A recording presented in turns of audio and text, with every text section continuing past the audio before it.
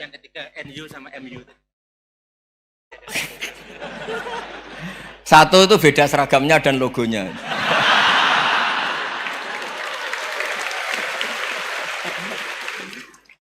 Kedua, nama ketua umumnya. Ketiga, tanggal acara besarnya. Muktamar Muhammadiyah dan NU itu beda. Sudah beda satu abadnya. Tentu dulu Muhammadiyah. Tapi begini ya, perbedaan itu nggak bisa dihindari. Karena tadi ada sudut pandang apa? Ada sudut pandang itu nggak bisa dihindari. Ini cerita yang nyata ya. Saya ulang lagi, senyata-nyatanya.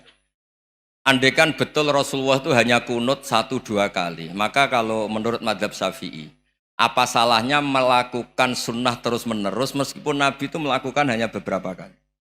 Karena pertama sesuatu yang pernah dilakukan Nabi pasti akan menjadi sunnah yang terus-menerus. Nabi itu puasa Senin Kemis juga tidak selalu. Salah kalau ada orang bilang, Nabi malah takut kalau ibadah sunat dilakukan terus-menerus karena nanti takut dikira wajib. Itu masyhur dalam kaidah usul fikih. Tapi yang tidak kunut juga tidak salah, karena ya tadi, Nabi ya pernah kunut, Nabi juga pernah tidak kunut, karena Nabinya orang banyak. Kan bukan Nabi kelompok tertentu, no? Jadi sederhana. Terus menyangkut, ini dengerin betul, sujud. Sujud itu banyak ulama yang mengatakan untuk sah itu harus melibatkan 7 anggota. Umirtu an asjuda ala sab'ati azumin al-jabha wal yaden warrubaten wal qadamen. Saya diperintahkan sujud itu melibatkan 7 anggota, yaitu jabha, yaden 2 tangan, 2 lutut, terus 2 qadamen. Tapi Imam Syafi'i ngendikan, andaikan ada pendapat yang mengatakan ukurannya cukup jabha, maka itu juga benar. Karena Nabi ketika sujud ngendikan sajadalaka waj'i wa sam'i wa basori. Ya Allah telah sujud ke engkau wajah saya, jabha saya. Nabi tidak menyebut tangan, tidak menyebut rubaten, tidak menyebut qadamen. Ini wajah dua wajah, ukurannya itu hanya jabha. Itu kayak iya, kayak enggak. Nah hal-hal seperti itu yang menjadikan ada ijtihad. Ijtihad itu satu pemikiran yang cara sudut pandang itu kayak iya, kayak enggak. Nah itu terus ada al-madhaibul arba'ah. Terus ketika implementasi di Indonesia, dulu Mbah Ahmad Dahlan juga ngaji Mbah Soleh Darat, Mbah Hasyim Asy'ari juga ngaji Mbah Soleh Darat. Ketika di Mekah sama-sama ngaji Syekh Khotib Minangkabau, sama-sama ngaji Syekh Mahfud Termas. Jadi ya kalau di keluarga kita itu ya biasa aja, perbedaan-perbedaan itu selama masih ilmiah dianggap biasa aja. Karena memang ngelola sudut pandang itu nggak bisa ditertibkan. Nabi Yahya itu suka berkawan orang soleh. Karena berkawan orang soleh itu enak. Tapi kalau Nabi Isa suka dadani desa-desa tertinggal yang masih macam-macam. Ketika ditanya, kenapa engkau suka berkawan orang-orang gitu? Ana tabibun udawil mardo. Di mana-mana kiai itu ya nyembuhkan yang sakit.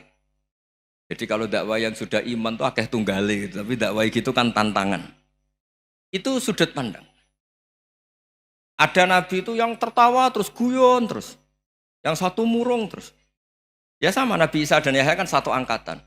Mali aroka dohikan fakaan nama tak manumin makrillah. Kamu kok tertawa-tawa terus seakan-akan nggak ada adab saja. Yang satu tanya, mali aroka abisan kaan nakata kena tumir rahmatillah. Wong kok murung terus, kayak donya orang rahmat deh. Nah anda ini orang hebat. Guyu banter ya iso, nangis banter ya iso. Nah itu sudah orang kombinasi itu. Isa ya mau, Yahya mau, Muhammadiyah ya gelem, NU ya gelem. Ya maksudnya sudah biasa aja. Karena tadi konstitusi NU yang mengatakan ibadah harus ikhlas karena Allah, Muhammadiyah juga sama harus ikhlas karena ya sudah, kalau karena Allah sudah selesai kan.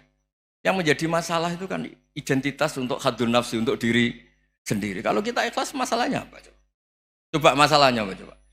Imam Syafi'i pernah di Masjid Abu Hanifah yang tidak kunut. Beliau enggak kunut. Ketika ditanya, lima ada taroktal kunut, ikroman di hadal madhab. Saya menghormati madhab ini.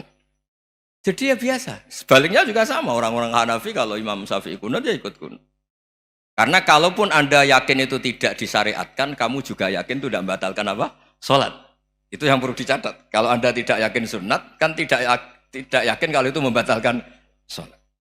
Jadi sebetulnya kalau dianalisis secara keilmuan itu ya semuanya normal. Karena tadi Rasulullah itu al-bahrul muhit, Nabi itu lautan yang luas sekali. orang akan mengambil air sesuai kapasitas masing-masing dan akan merasakan kualitas air juga sesuai kapasitas masing-masing. Orang yang sangat haus melihat air seteguk ini luar biasa. Tapi yang tidak haus mungkin melihat itu biasa-biasa saja. Jadi makanya saya mohonlah, sudahlah itu biasa saja, apalagi secara sanad ya sama, secara tradisi sama. Ya soal perbedaan tidak harus dengan NU, antara Muhammadiyah juga biasa beda. Mungkin di UI antar rektorat juga beda-beda. Yang satu suka dekat rektor, yang satu suka enggak. Monggo asal itu niatnya ikhlas.